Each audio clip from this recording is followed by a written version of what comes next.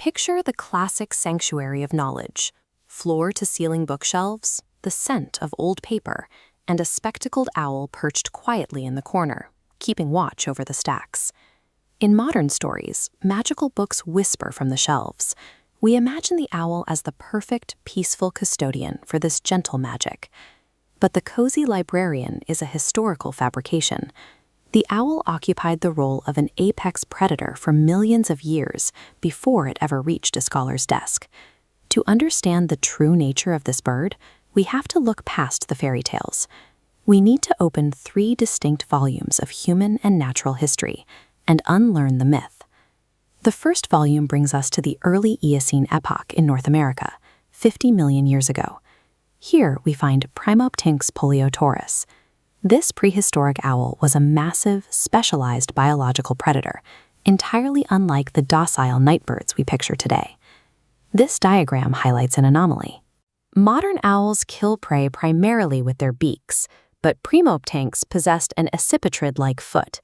Looking closely at these isolated bone fragments, specifically the massive talons of the first and second toes, the shape matches modern hawks. Those oversized talons dictated the brutal hunting strategy. Primoptynx used its feet to crush and dispatch large defensive mammalian prey from above. The fossil record proves that the owl's lineage began with a specialized hawk-like predatory biology.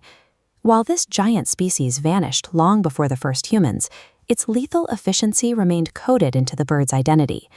Our second volume, Human Antiquity, reflects a deep-seated dread of these traits. Early civilizations observed the bird's silent flight and nocturnal habits, interpreting them as a demonic presence. Official documentation in both ancient Egyptian and Roman societies categorized the owl as an evil omen. If one appeared, it was treated as a literal messenger of death. Occult practitioners actively adopted this dread. They began incorporating the owl into dark energy manipulation and maledictions, using its image and hexes like shadow imprisonment to trap souls in darkness. Ancient folklore functioned as a psychological response to a specialized nocturnal hunter. By labeling the bird as demonic, early civilizations attempted to categorize a creature that operated entirely outside the safety of the daylight. We turn to our final volume during the Renaissance.